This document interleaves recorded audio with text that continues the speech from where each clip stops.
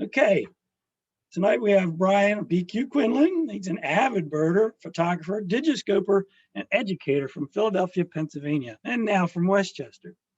As a Pennsylvania State certified K through 6 elementary school teacher and K through 12 environmental educator, BQ connects students with nature in a formal education setting. Also, BQ is the leader of the Garnet Valley Trailblazers Nature Program, an environmental education club and summer camp that takes students from 1st through 12th grade birding. He was also the leader or coach for the group of teenagers that won the New Jersey World Series of Birding a couple of years back. So go ahead, Brian, it's all yours.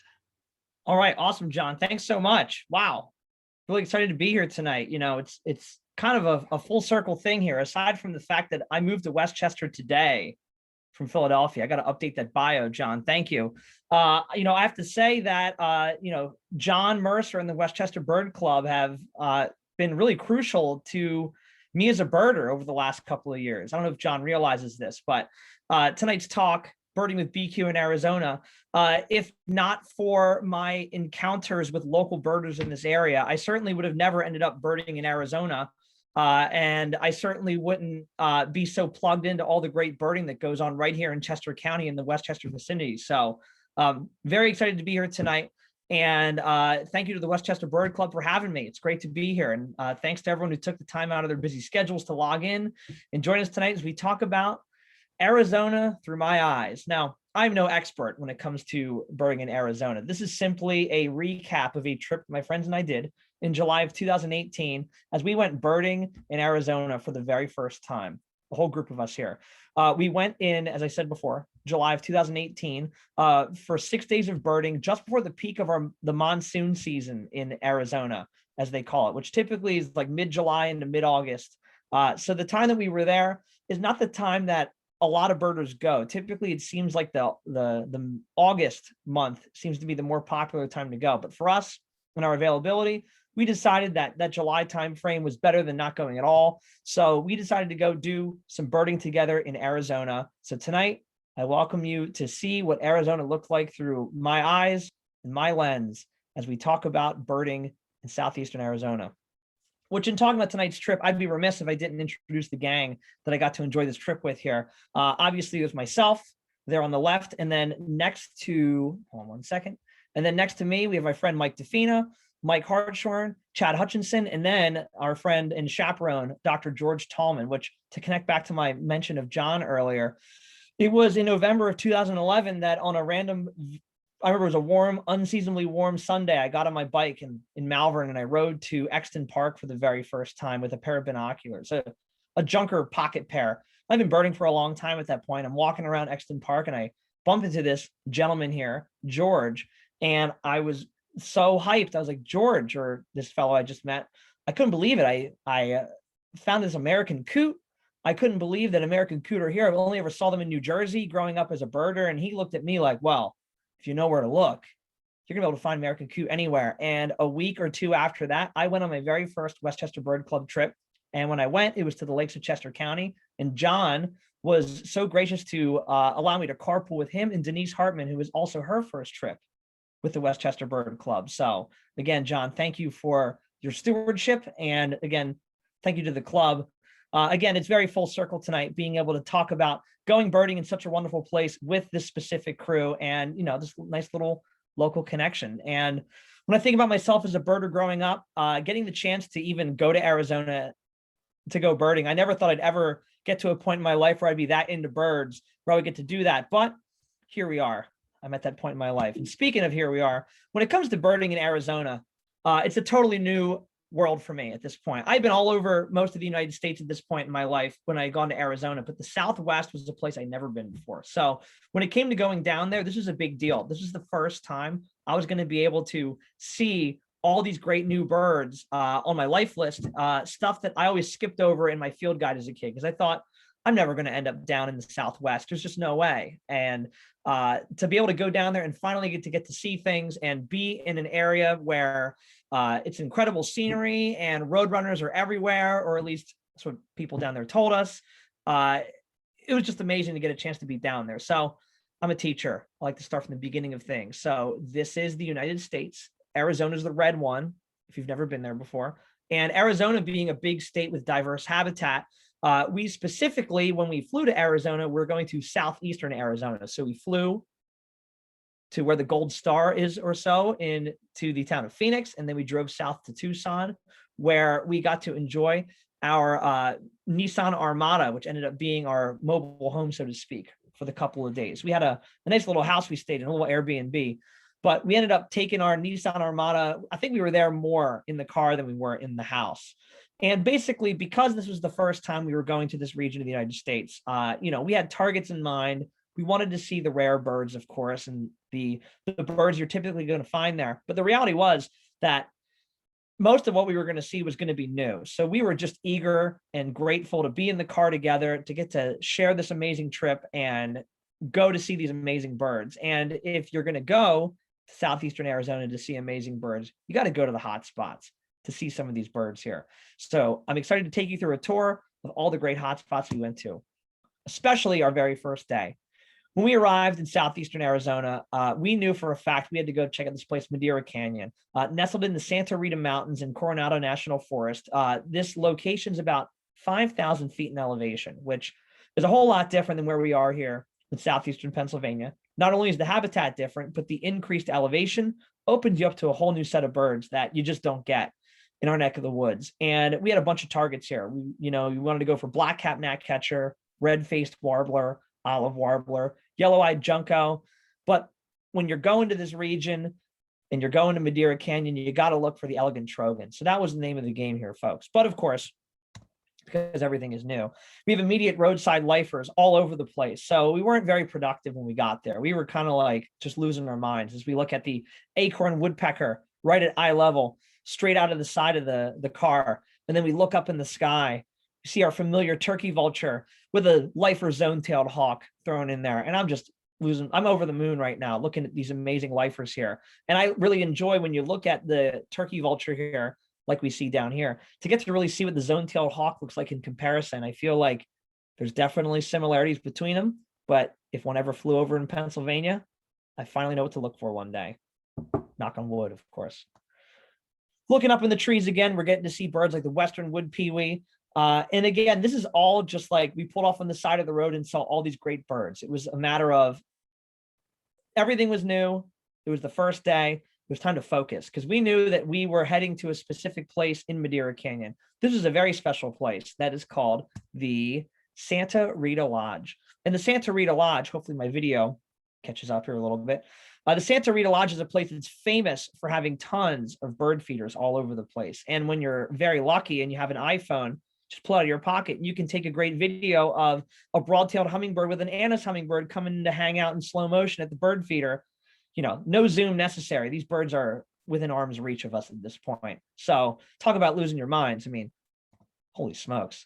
When we get there, we get lesser goldfinch, we get our hummingbirds. And then as you look behind the hummingbird feeders, you'll see that the feeder system at the Santa Rita Lodge is numbered. So for your convenience, you can look, you can say, hey, check it out. There at the number 10, you can see our lifer Mexican jay here, which is another one of these species I mentioned before is a target. If you're going to go and see this in the United States, this is one of the regions you got to go. And if you're trying to keep a good life list with a lot of different birds that you've never seen before, this is the only chance we had to really get down and see this bird.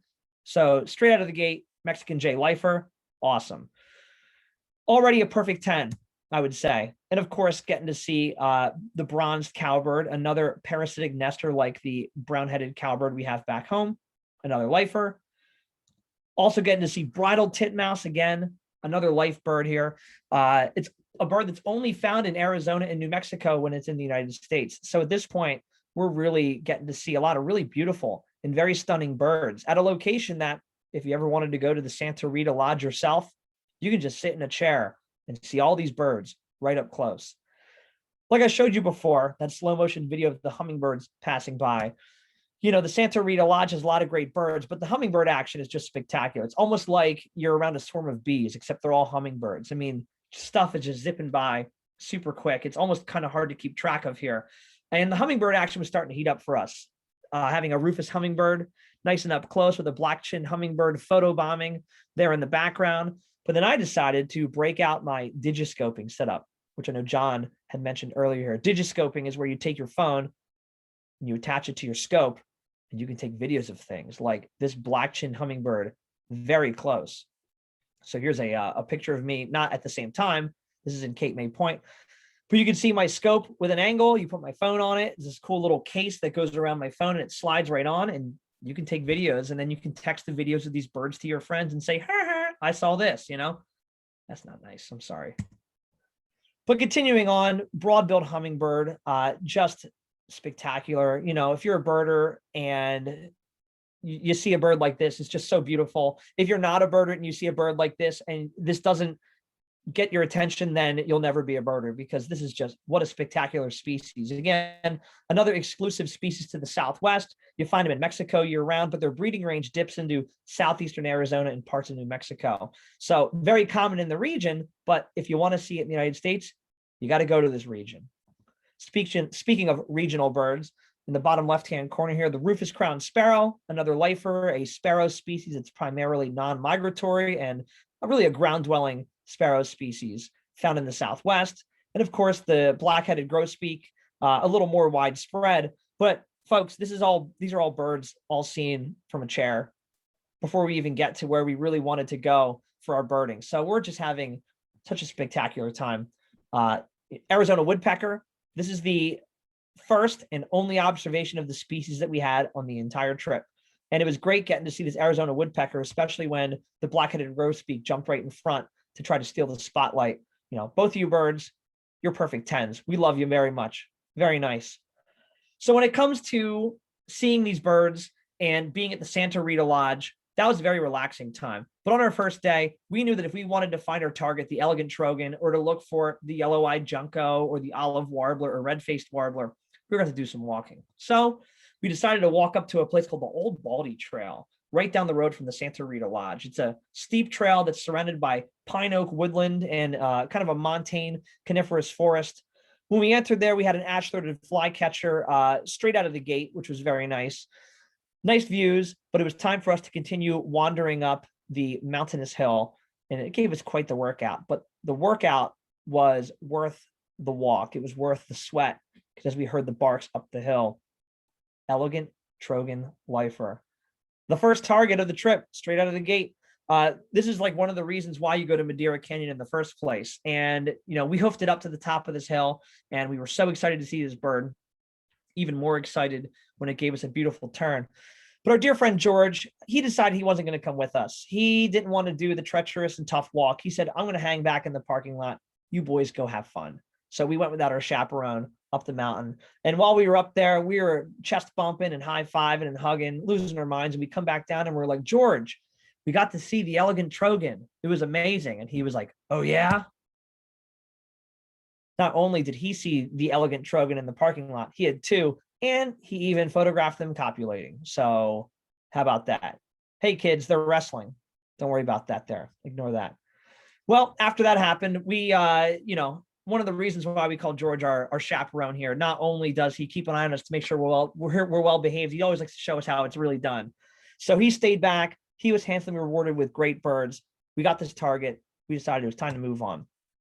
We headed down to a place called Proctor Road after that. Again, all these locations are all pretty close to each other in Madeira Canyon. And we went down to this place, Proctor Road. We started to change the habitat a bit. This great shrub grassland, looking for black-capped gnatcatcher. And as we were walking around, we had a little unfamiliar, weird sound. We looked up. Lifer-hooded oriole in the tree was very nice. We had a botter-eyed sparrow, not long after the oriole as well. And again, these are all birds that are specialties to Southeastern Arizona. So we were over the moon getting to run into these birds and encountering lifers over and over again, like this rufous-winged sparrow, all in the same location here. The rufous-winged sparrow is a lot different in that it resides exclusively in the Sonoran Desert in Southeastern Arizona, down into Mexico. Stays on territory year-round, very dependent upon rain. It actually nests after the summer rains have begun, and it builds a nest and lays its first eggs within 5 or 6 days after the first big rain of the season. So Not only a species very dependent upon the habitat, but very dependent upon the weather. And this is a great lifer because the next bird I'm going to show you, you'd think would be a lifer, the varied bunting. But this was not a lifer. I got to see this species just a few months before at a bird feeder in Pennsylvania back in May of 2018, just a few months before. So it's kind of nice to get to see this bird back in its native range. Similar to that, another species that I've seen before, I actually saw this bird in January of 2016 in Winter Harbor, Maine, oddly enough, a black-throated sparrow. So it's kind of funny having two non-lifers in a row that were just very cool birds getting to see here. So overall, our walk through Madeira Canyon was just spectacular. But as time was going on, we realized that, we could be spending all day hanging out in these areas, and we really wanted to make sure that we were getting to somewhere else. So Madeira Canyon, we're going to give you 5 stars, even though we didn't get to see red-faced warbler, olive warbler, black-capped gnatcatcher. It was time to move on to get to somewhere else. So the next stop, the Patton Center for Hummingbirds, a very famous hummingbird location, a place that's loaded with lesser goldfinch, this Gila woodpecker, a cavity nesting species that prefers saguaro cactus. This is another great digiscope video we got to see, but unfortunately, the rains moved in, the cameras had to go away. The birding continued, but because of the extensive rain for a while, we decided to pack in again and head to a place that many people have heard of before, Patagonia State Park. And as we were there, we had a lifer, Clark's grebe, which was really nice. And we also got to see this great Cassin's kingbird perched to fly catching right in front of us. So that was a jam-packed first day for us on our trip to Southeastern Arizona. And we ended our first day with a grand total of 84 species, 29 lifers, all told for the trip, including this phainopepla there on the right. Took me a while to learn how to pronounce that one. That's a lot of syllables. So it was a smash on this trip so far, getting the chance to explore these habitats for the first time and see a whole bunch of species that I've never gotten a chance to see before. So after our first day, where are we going next? A little place called Ramsey Canyon. Now, Ramsey Canyon is a very mountainous region here. And Ramsey Canyon, oddly enough, when I first met Dr. George Tallman, he was going on and on about this place. One day, if you ever get into birding enough, you got to go to Ramsey Canyon. So to go with him to Ramsey Canyon was pretty amazing. Also amazing was at this point in this trip, I'm looking at my life list and I'm realizing I'm almost close to 500 life birds. I'm 9 species away from 500 life birds at this point in the trip. So things are really heating up for us. If I wasn't already losing my mind enough, this is just another reason for me to go crazy. And the last thing I need is to be more excited. Am I right? So when it comes to this trip, Ramsey Canyon, we were really excited to do some hiking here, but we went there for specific birds. We went there for tufted flycatcher, tropical parula, and flame-colored tanager. 3 vagrants to the United States that were continuing an eBird and had been there for a while. So we decided we were going to take on the Huachuca mountain range. And they told us before we left, take photos of these maps in case you get lost, because there is no service. Good thing we did, because as we arrived up at the Hamburg Trail, we were not prepared for what was going to be meeting us as we were there. And again, Dr. George Tallman, the smartest one of the bunch, he said, you know what, fellas, I've been here before. You guys can go on without me. I'm going to hang out here with this whiskered screech owl in this tree. And he stayed back while we decided to forge on without him, high into the mountains. And from here, things took a turn. You picture Arizona in July, you picture heat, you picture blazing sun. However, at 6,000 feet, rain started to move in and temperatures dropped into the 60s. And we had some rain stuff, but not enough. And things got real cold. And the rocky trails with switchbacks, the locals were calling us lowlanders. We're having a tough time while we were out there. And as we walked, northern pygmy owl was singing throughout the walk, which was nice. But unfortunately, the rain really picked up as we were looking for tufted flycatcher and tropical parula. And it was a long, long walk. We did at one point have to put our cameras away, but at one point, this Western tanager came down. I actually took my phone and I put it right up to my binoculars freehand and snapped this picture because this bird was just so cooperative. It was a nice little glimmer of hope on what ended up being a very cold 3 hours. And I couldn't believe it. After all this time, we spent 3 hours looking for tufted flycatcher and we missed it. This bird was seen consistently almost every day from March 24th to July 13th. And the day that we went, July 14th. And it hadn't been seen since. So yeah, that one stings. That hurts real good there. So after our search, we picked up another birder, a guy named Dr. David Swain from Massachusetts, and we decided to roll back down these switchbacks back and forth. And as much as I loved Chad's lens cloth mullet, we decided that we needed to do some celebrating, because as we were walking and as we were feeling pretty dejected after missing our lifer or potential lifer tufted flycatcher, we observed a golden beacon high in the trees. Could it be, ladies and gentlemen? We got at least one of our targets in Ramsey Canyon, flame-colored tanager, a species that prefers high elevation pine oak forests, and their range runs through Mexico into Central America. And there's increasing records of this species in the southwestern United States, particularly in Arizona in the Chiricahua Mountains. However, they're a pretty difficult bird to find. So it was a very nice glimmer of hope. And not only did the flame-colored tanager bring us a little mojo to our day, 6 hours later, it brought what used to be a rainy day that stunk to a very beautiful day with sunshine. You can see Chad here. He's very happy. And George was happy to see us because he made friends with the Cooper's hawk in the region where he was hanging out. And he also made friends with lifer painted redstarts that were there. And he also made friends with the Grace's warbler that was there. Again, George showing us really how to do it when you go birding in southeastern Arizona. So once we arrived back to George, we finally made it back down the hill, 5.5 miles, 6.5 hours, one water bottle and no lunch. But did you see that tanager? Man, it was well worth the trip. And even though we only got 1 out of 3 target birds, we had 7 lifers on the hike. And you might say that 1 out of 3 targets is lame, but look at these guys with these big smiles. You're going to tell us that, missing 2 targets is lame? Nah, we're having a great time at this point. And once we got to this lunch spot, we were tabulating our lists for the day, and it turns out I was too shy of 500 life birds. So we decided we needed to end our day, get me to 500. So we decided that we were going to head down the road to a little spot here to get black-chinned sparrow in a location called Box Canyon. And this place, Box Canyon, was special not only because it had black-chinned sparrow, but also another bird called five-striped sparrow, which is another bird only found in this region of the United States and into Mexico.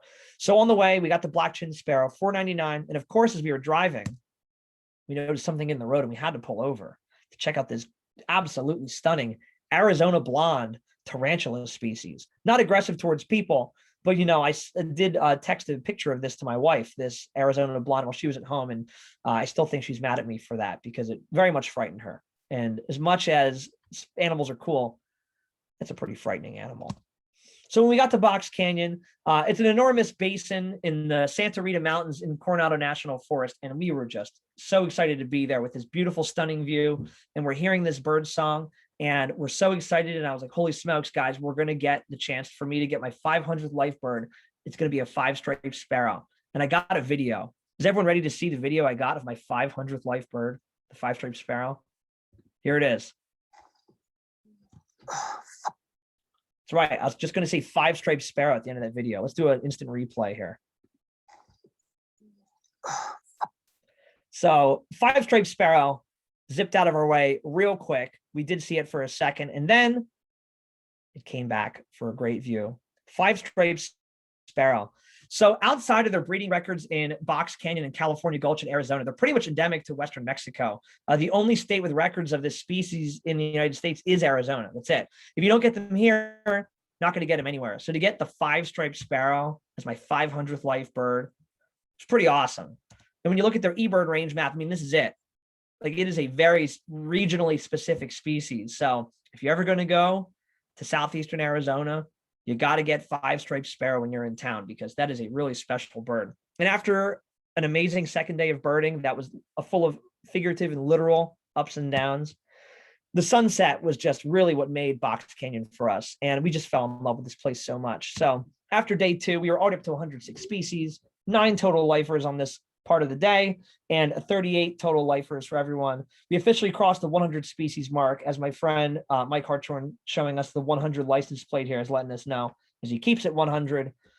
We were having a great time at this point, but there were more birds to be seen. So day 3, we decided that we were going to be heading to a very different location than what's expected here. So the first 2 days, we went to 2 different canyons, high in elevation. This time we went to a town called Tubac, which is a pretty small town in Arizona. And this location that we're going to here, we're looking for a bird called a rose-throated Picard, which is a member of the flycatcher family that breeds in Mexico and Central America, but also irregularly does so in Arizona or Southeastern Arizona and parts of Texas. There were a bunch of current eBird records of this species, and we figured that if this is a rarity and they're nesting nearby, might as well make the trip down here. So we ended up in this little town. And when we arrived, we got very weird looks at a very weird yellow warbler. Certainly looks a lot different than what we see at home. Speaking of birds you see at home, yellow-billed cuckoo was another cool bird. And speaking of birds you see at home, on the bottom right-hand side, summer tanager was a nice little surprise as well. And another black-chinned hummingbird poking out here. But these aren't the birds we came here to see. We decided that we were going to start walking to go find this rose-throated Picard, which this location we went to is called the Dianza Trail. Beautiful little trail, but it's not very well maintained. And as we started walking, it was a little treacherous. There a lot of off-roading, so to speak, walking on pieces of driftwood of sorts. We did get a ladder-backed woodpecker as we were passing by. I snapped a picture of it real quick, and I didn't realize at the time it was a lifer, but it was. That just shows you just how many birds we were getting. We were just overloaded with great birds. But after enough navigating and moving through brush, ended up walking out into a golf course by accident while people were playing at one point. That was kind of strange. We ended up at a location where we noticed these large hanging, I guess I called it a globular McMansion of a nest hanging in the tree that was above us here. And this is a rose-throated Picard nest, which is super strange looking. They have a hole in the bottom that they go into to climb up into their nest. And once you find the nest, you find the bird. That's usually what happens with breeding birds. And we were thankful and lucky that it happened to us. Rose-throated Picard, getting to see, for once, a bird with a very appropriate name. Look at that nice little rose in the throat there. And not only did we get to see it high up, even put on a little show as it was catching dragonflies for us. Target acquired, once again. So as we hoofed it back to the car to get to our next location, we were treated to vermilion flycatcher straight out of our car window as we're trying to leave, doing some fly catching for us. And then, finally, a male vermilion flycatcher popped out for us as well. Amazing. These are all birds that we saw just in this little morning patch. We were probably here for an hour and a half at this point. We were raking up a lot of great lifers and a lot of really beautiful birds. So if you're like me and you like playing the game of birding, quote unquote, where you keep a life list and you try to find as many birds as you can everywhere you go, once we left the Dianza Trail, we decided that we wanted a second crack at trying to find a black-capped gnatcatcher. So we decided that we were going to head down to this other location we found an eBird unscouted. Let's just see what happens. And of course, along the way, we pulled over on some roadside wastewater treatment plant. I believe it's called Amato Wastewater Treatment Plant. And we had black-bellied whistling ducks there. Not a lifer, but cool to put on my Arizona list. Because again, if you like to keep a list, it's fun to make, to add birds to your list. So I got to see that.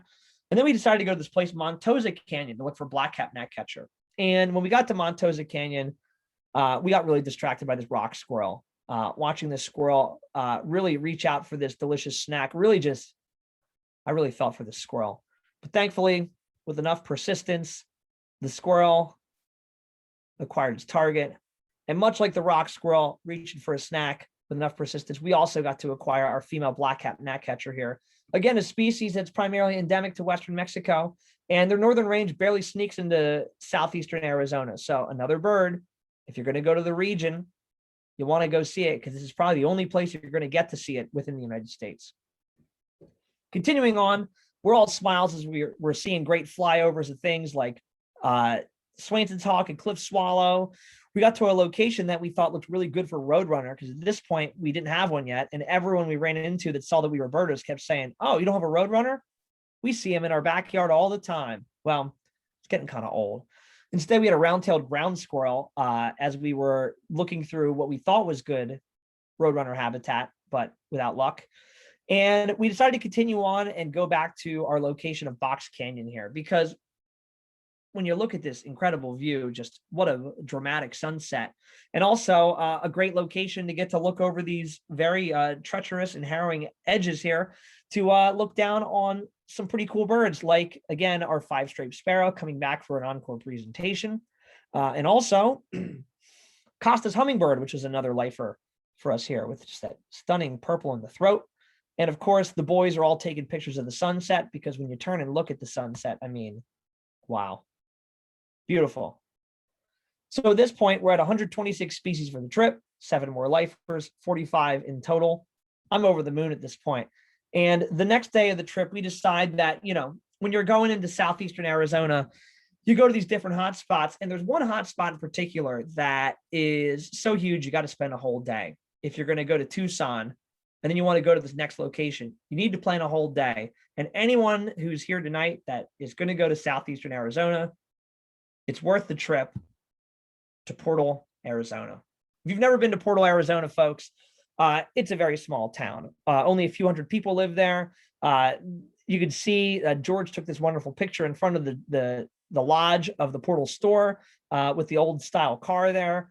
And basically, when it came to going to see birds, Portal, Arizona is a whole nother level when it comes to what you can possibly see, because it's going to take you very high up into the mountains there. And when you're up high in the mountains, you have the whole chance again of seeing birds that we've been missing so far. Birds like olive warbler, red-faced warbler, Mexican chickadee at this point, mountain chickadee.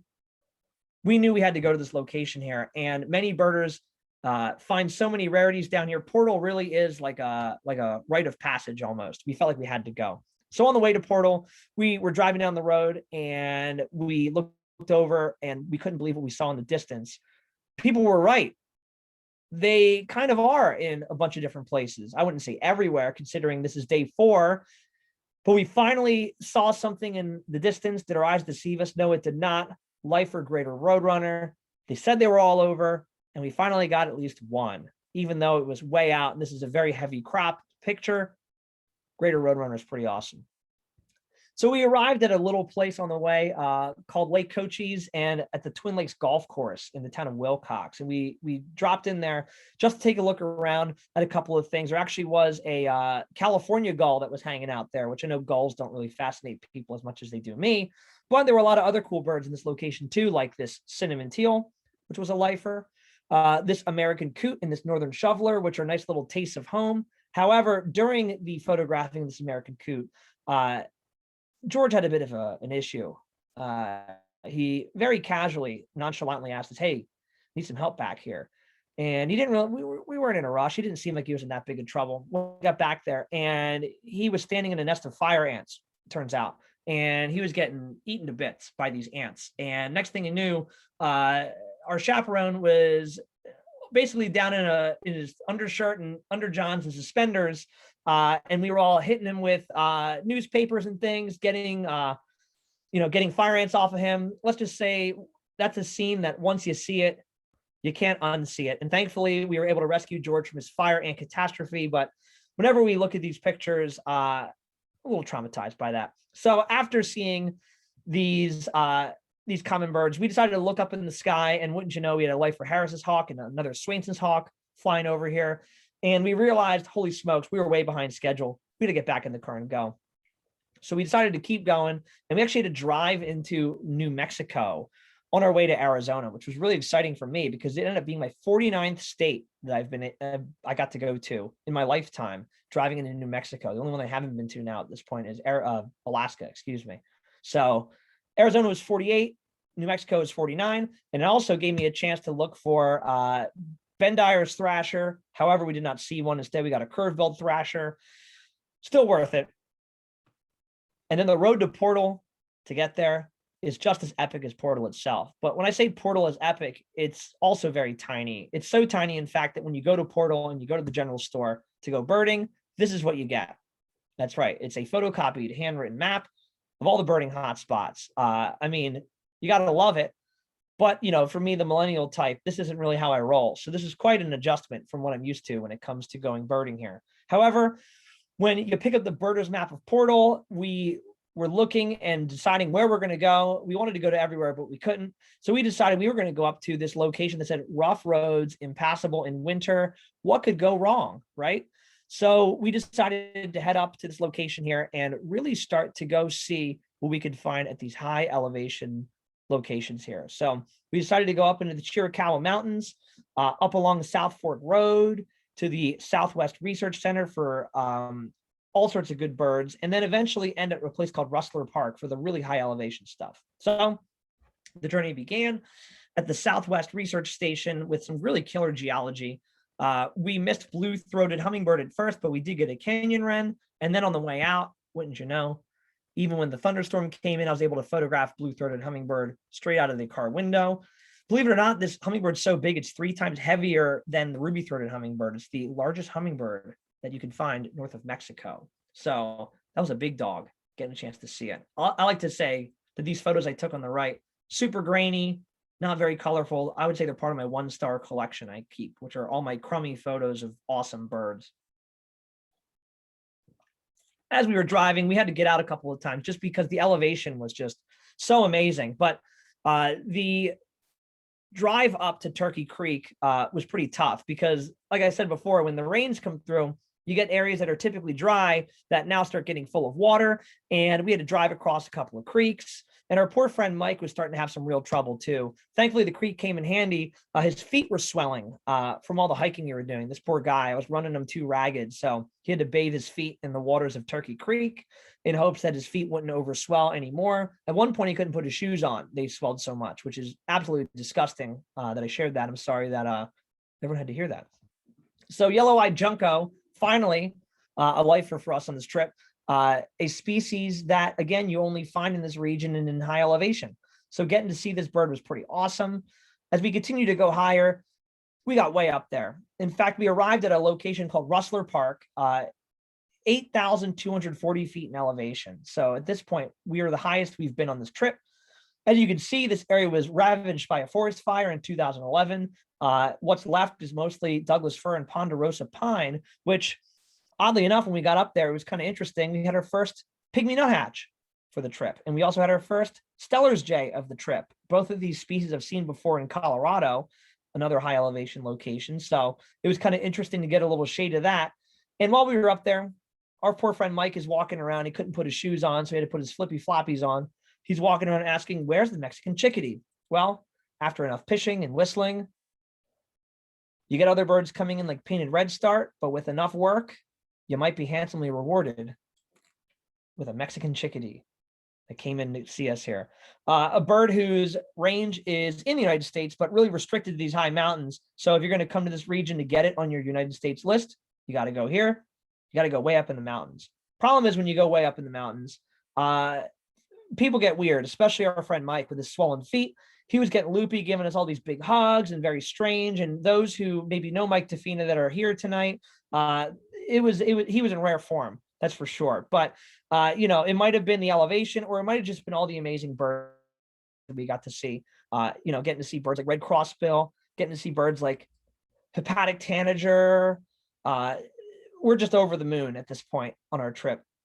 And on the 4th day, we're at 157 species, 7 lifers today, 52 lifers on this trip for me. And as it was time to come down, we had such a great time. But as you can see, at one point, this is actually a screen still of a video, you can see they're moving a boulder out of the road that had fallen as we were driving.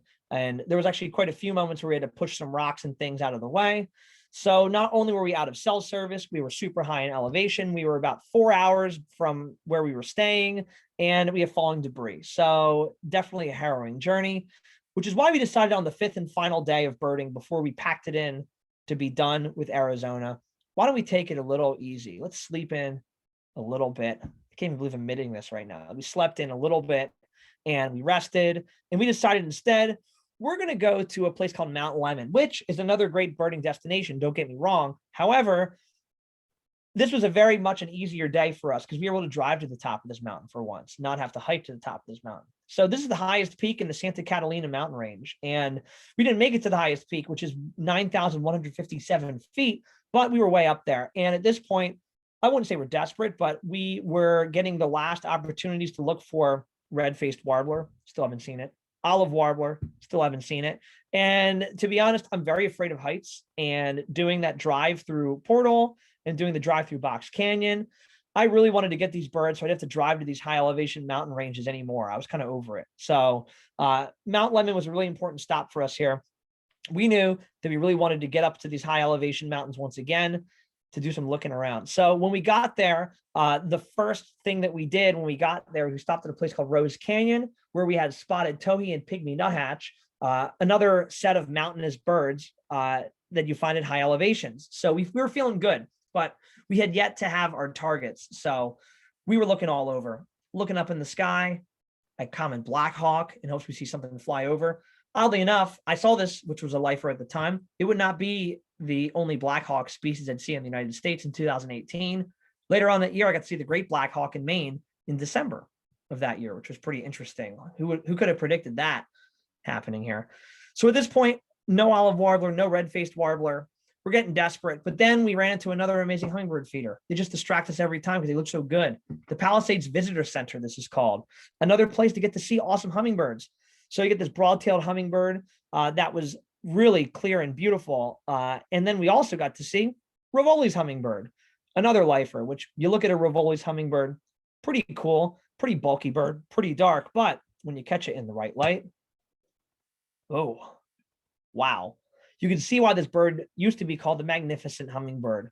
Just these absolute stunning colors here. It's a beast compared to the other hummingbirds. You can see the size comparison here. It is a beefy bird. And also getting to see broad-tailed hummingbird coming in close, a gem, so to speak, here among all these amazing hummingbirds. But we knew we had to stay on target. We need to focus. We got to find these high elevation warblers. Otherwise, we're not going to get them. So we're still having a great time, but you can see that these views are just distracting us like crazy. I mean, what a beautiful region and what a beautiful view.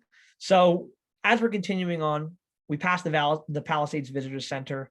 We go to a couple of different locations and we run into birds like common raven. We run into a yellow-eyed junco again. We even run into a little taste of home, warbling vireo. Not having any luck finding these high elevation birds. So we decided we're going to stop at a place called the Butterfly Trail. There's a bathroom there, of course, because a good birder never misses a bathroom. Come on, folks. So we could stop by the bathroom, step out of the bathroom, Cordilleran flycatcher, a lifer, pretty awesome. And as we're walking down this trail, we decide that we're going to hit this little stand of pines and do a little pishing. You know, I love doing a little pish. And while we're there, the cameras are ready. Things are starting to get moving as we're pishing. We're going trying to get birds' attention. Starting to work. Pygmy nuthatch coming in to investigate. Because the pygmy nuthatch is coming in, that's pretty exciting. We look up there, mountain chickadee also dropping in here, giving us some reward for our effort here. Another exciting bird that we hadn't had yet on our trip. And as we were there doing our pishing, we look up high in the trees and wouldn't you know, what do you see there? Is that a flash of yellow? Well, I think it is. As the bird gets closer and closer, as we continue to pish, olive warbler, boom. One of two target warblers acquired here. Very happy, very excited. And as we're all celebrating and jumping up and down and high-fiving and hugging each other, we turn around, we get quiet again, we do a little more pishing, and wouldn't you know, boom, red-faced warbler, the perfect bow on this high elevation birding action here. Perched for just a few seconds here, but it popped up and we were super excited. So we couldn't believe it. We got both of our targets. I was thrilled. I didn't have to drive up to the high elevation mountains again for the rest of the trip or ever if I don't want to, but let's face it, there's good birds up there. I probably will. We decided we're going to go back to the house and max and relax at our Airbnb because we have to pack and get ready to go home the next day. But of course, once we're packed, get the binoculars out. Let's walk around the house and see what we can find. There's a little running path. You can see some guy doing exercise as he's running down there. And of course, he doesn't even look around and see the Gamble's quail family. He just ran right past. I mean, come on, dude. You know, you got to get involved with that. And then the Gamble's quail walked out for a nice, beautiful view as well, which was very nice. We even had a vermilion flycatcher coming in for some great views. And then before the clouds rolled in and things got nasty, which at one point, my goodness, they did get nasty, we finally got to see a lesser nighthawk. And that was going to be our very last bird of the trip, or so we thought. So at this point, we're at the end of our last day of birding before we have to drive all the way back to Phoenix from where we're staying in Tucson. 167 species for the trip, 3 lifers, a total of 55 for me. I mean, holy smokes. I am just so excited about this trip, but it's sad to say that it's time to go home. So we got to get ourselves ready to travel. And for those who've ever traveled with optics before, you can't put your cameras and binoculars into your checked baggage on the plane. You got to put in your carry-on to make sure you can carry it safely. So put the lens in the bubble wrap. You put the camera body in the bubble wrap. You get the camera, or excuse me, to get the binoculars and you put them in the bag and put that in bubble wrap just for good measure. And you put it all in the bag.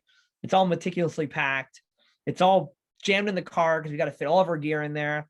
We got a long drive back. We decide, you know what, let's stop and get some coffee at our local gas station that we've been going to real quick. And we pull into the gas station, we get out of the gas pump, and everyone said that these birds were all over the place. But wouldn't you know, here it comes, right through the parking lot, greater roadrunner. People said they were everywhere. And of course, the one time that my real camera is all packed away into my bag to go home, I couldn't get it out in time. So I was able to get out my phone and put my cell phone onto my binoculars and freehand video the greater roadrunner taunting us as it strolls through the parking lot. And it even, one point, I got to snap a picture as it was catching some bugs. It was almost like this bird was turning to look at us and say, ha, ha, as it rubbed it in our faces, that it was able to elude us for basically the entire trip, except for the very end. So, well, Roadrunner, joke's on you. We ended with 167 species on our amazing trip through Southeastern Arizona. Total of 50 eBird checklists, 55 lifers, 12 birds of prey, and 9 species of hummingbirds for yours truly. So all told, I was so thrilled with the amazing trip that we had. And I was very grateful to my friends who joined me. And this is a trip I'm going to remember for the rest of my life. And to have the opportunity to share my birding experience with everyone here. My hope is that people are inspired to go out to Southeastern Arizona themselves one day. But if not, take your birding interest and go out and look in your own backyard tomorrow. Because guess what, folks? It's spring migration and there are birds to be seen.